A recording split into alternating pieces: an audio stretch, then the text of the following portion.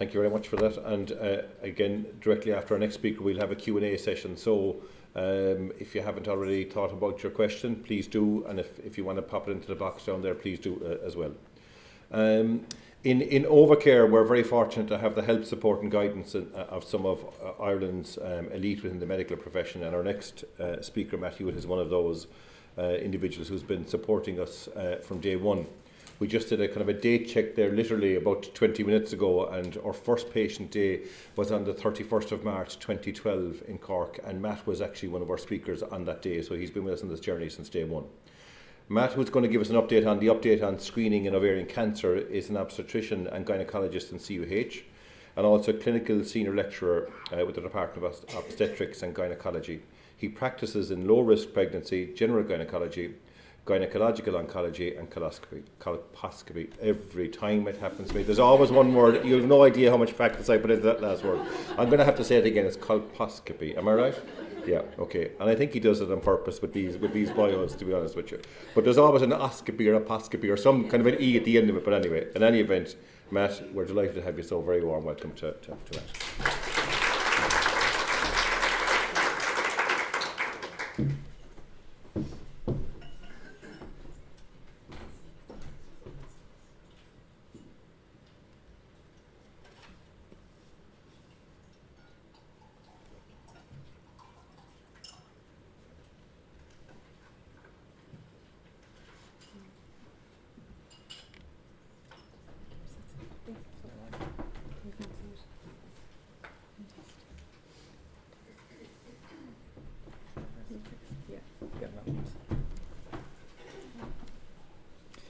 Thanks so much for the invitation to speak. And it was in 2012, the talk I gave was a generalised talk about screening. And in fact, since that talk, we've had a landmark publication, and that's really what I'm going to talk about today.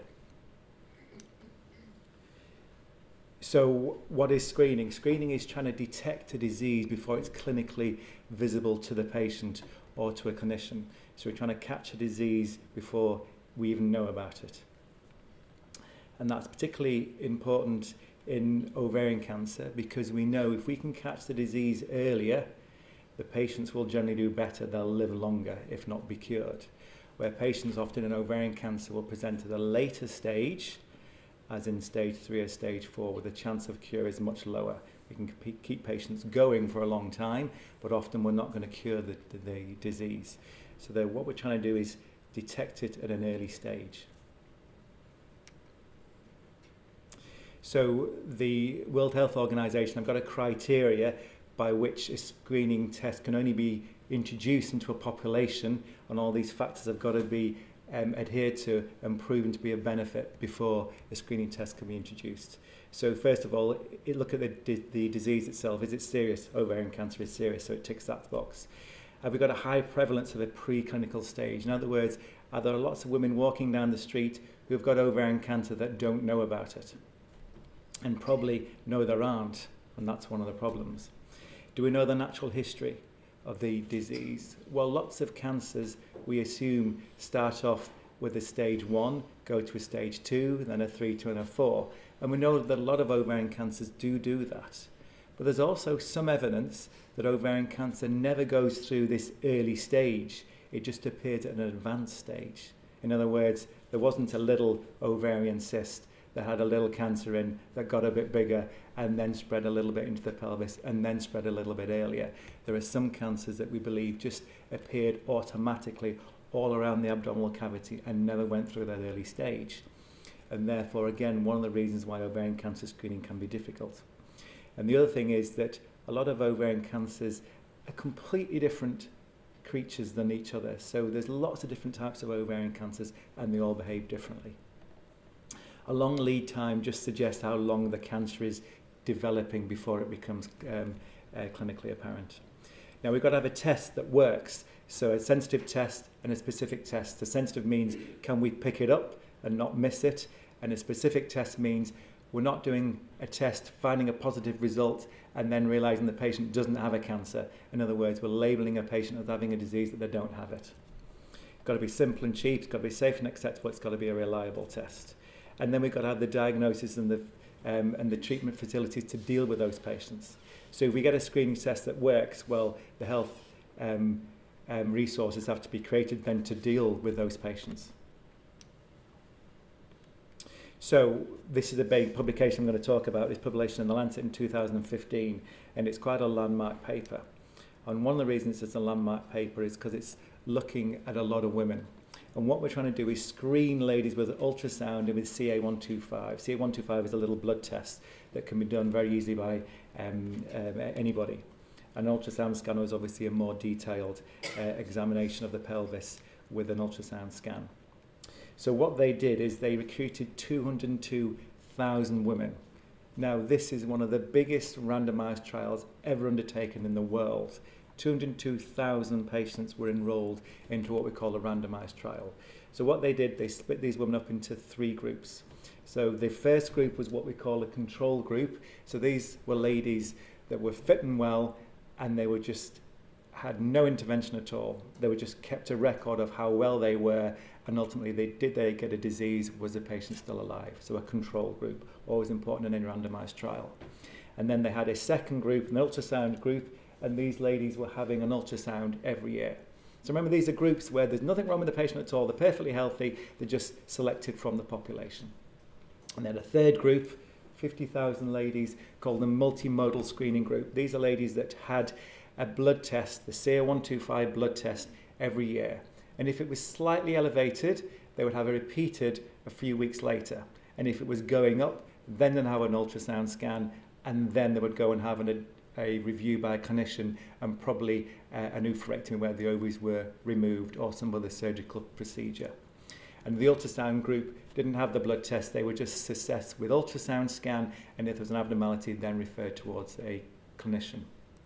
So we've got 3 groups of patients that they analysed, and they commenced in 2001, and it went for 14 years. So they're following up 202,000 women for 14 years. That is an unbelievable study, and they have to have credit for A, getting the money to do that study, and B, to fulfilling the study over a long period of time. And it was funded by the Medical Research Council in the UK, so it was a UK-based study. So what did they find? Well, unfortunately, they didn't find a clear-cut evidence that screening the population is of any benefit. But what they did notice that since they commenced the study in 2001, other screening studies had been done. And what they've shown is that if you carry on a screening test for long enough, it may prove to be a benefit. But 14 years sounds a long time, but if you've got a disease, it takes a long time to progress, to present, to be treated, and then for a patient to be cured or not to be cured, but have a disease that goes on. Unfortunately, the patient then demises, and that goes on for a long period of time. It may take longer than 14 years to prove that the test is a benefit. So what they're saying is, well, okay, we published this paper after 14 years. Maybe we should be following these patients up even longer to see if there is a benefit, and that's what they're doing. So it's a little bit of disappointing, but it's still a story that's not yet quite completed its journey. So what you're looking at here, this is the time, so 2 years, 4 years, 6 years, 8 years, and 14 years, and this is survival of patients. So the no screening group, you can see that these patients are not quite living as longer as the group that was screened either by the ultrasound scan or the multimodal group, which is the blood test and the ultrasound. So there appears to me maybe a trend that screening may be a benefit in terms of survival from ovarian cancer. So can we summarise it? So what the screening test would suggest that for every 10 women who died without a screening, if they had been screened, maybe 2 patients would have survived from that. But the problem with any research study, you have these things called what we call confidence intervals. How confident can you be that that test or that trial is really real? Can you believe the results? And therefore, there's always a bit of a bracketed area either side. And therefore, statistically, you might also say that, in fact, no women would have benefited, or possibly 4 women may have benefited. Okay, so we're not quite sure whether we can believe the results, but have we done the tests for long enough? So if you look at, say, another screening group that's in the population at the moment, so let's look at the people who have mammography. So that's looking for breast cancer, trying to detect that earlier. So mammography has been shown that if you screen women for 20 years, then you may present 2 to 3 women dying of breast cancer. Okay, so you've got to screen women a lot to reduce the chance of getting a breast cancer and dying from that.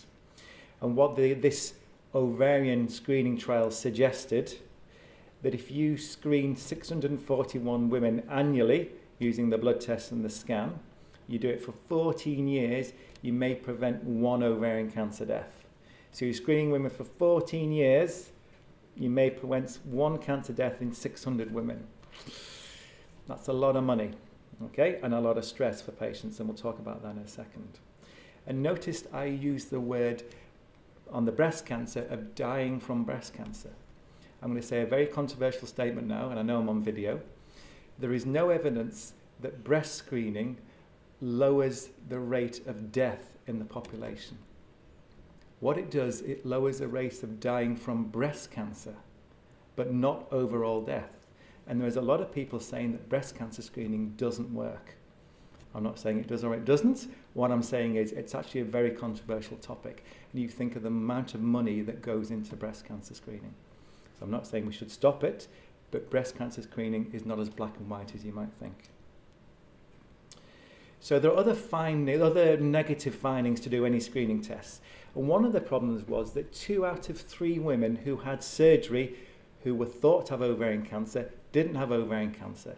So you're subjecting a lot of women to unnecessary surgery and they never had cancer. And 3 out of 100 of these women actually had a major complication from the surgery. There were no deaths from surgery, but they had major complications in terms of bleeding and damaging other structures. And there were previous studies done in Scandinavia, a similar type of study that was done, we're talking about here, whereas 1 or 2 women died from the surgery that didn't have ovarian cancer. So you don't want to screen a population and then give them harm when there's nothing wrong with them. And obviously there's the cost.